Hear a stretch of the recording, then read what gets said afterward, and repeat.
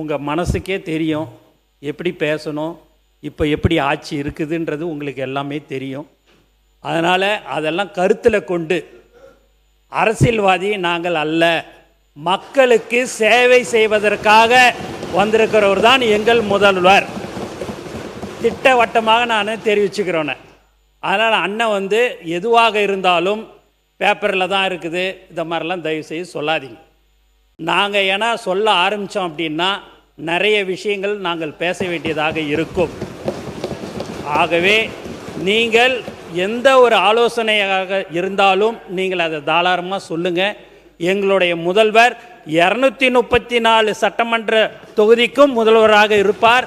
மக்களுக்கு என்ன பிரச்சனை, மக்களுக்கு என்ன தேவைகளை அதை மட்டும் செய்யக்கூடிய முதல்வராக இருப்பார்னு. அதனால் நீங்கள் மூத்த உறுப்பினர் அண்ணங்கிட்ட நான் அடிக்கடிக்கு நடுவில் நான் பேச எனக்கு சங்கடமாக இருக்குது. அதனால் தயவுசெய்து நீங்கள் எதுவாக இருந்தாலும் எந்த ஒரு விஷயம், உங்களுடைய தொகுதி விஷயம், உங்களுடைய மாவட்ட விஷயங்கள் எதுவாக இருந்தாலும் நீங்கள் சொல்லுங்கள். நாங்கள் செய்து தர தயாராக இருக்கிறோம் என்பதை தெரிவித்துக் கொள்கிறேன். மாண்பு உறுப்பினர், மாண்பு பேரவைத் அவர்களே, நான் ஒன்றும் குற்றச்சாட்டு சொல்ல, நீங்கள் புரிஞ்சுக்கிறணும். என்ன காரணம்னா, இப்போ 12,600 சொச்சம் கோடி ஒதுக்கியிருக்கீங்க. அவங்க 7,800 கோடி கொடுத்துருக்காங்க, நீங்கள் ஒரு 5,057 கோடி கொடுத்துருக்கேன்னு நினைக்கிறேன். ஆக மொத்தம் 12,000 சொச்சம் கோடி வருது.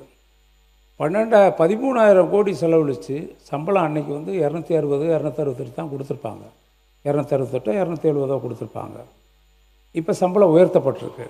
இப்படி இருக்க சூழ்நிலையில் நீங்கள் 13,000 கோடி செலவழித்து ஒரு ஆண்டில் 50 நாட்கள் தான் வேலை கொடுத்துருக்குறோம். இப்போ நீங்கள் இன்னும் நீங்கள் 125 நாள் வரணும்னா 100 நாள் கொடுக்கணும்னாலும் இன்னும் 12,200 கோடி ஒதுக்கணும். அதுக்கு உத்தேசமாக கொடுத்த ஒன்றிய அரசு 7,000 கோடி கொடுக்குதா இல்லையா தெரியல. அதே சமயத்தில் 25,000 கோடி வேணும். நீங்கள் தயவுசெய்து 12,500 கோடிங்கிறது 100 நாளைக்கு நீங்கள் செய்யணும்னு சொன்னால் 25,000 கோடி வேணும்.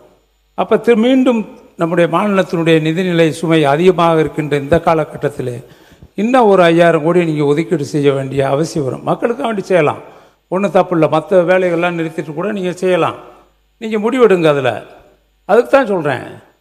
எல்லாம் மக்களுக்கு வேலை கிடைத்தால் போதும். காரணம், எங்கேயும் தமிழ்நாட்டில் எந்த நதியும் ஓடவில்லை, எந்த நதியும் இல்லை. தமிழ்நாட்டில் எங்கே பார்த்தாலும் வறட்சியாக இருக்கிறது. மழை பொழிவு ரொம்ப குறைந்து எங்கள் மாவட்டத்தில் எல்லாம் 86% பெண்கள் இதை நம்பித்தான் இருக்காங்க.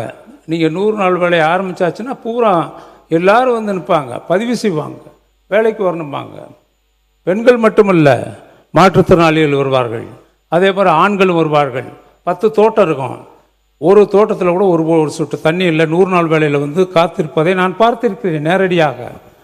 எத்தனையோ விவசாயிகள் பெரிய தோட்டங்கள் வைத்திருக்கின்றவர்கள் 100 நாள் வேலைக்கு வருவதை பார்க்கின்ற பொழுது கண்ணீர் தான் வரும். அந்த அளவிற்கு இந்த திட்டம் ஏழை எளிய மக்களுக்கு, கிராமப்புற மக்களுக்கு வேறு எந்த வேலை வாய்ப்பும் இல்லாத இந்த வேலை ஒன்றையே நம்பி இருக்கின்ற பெண்கள் 87% இருக்காங்க.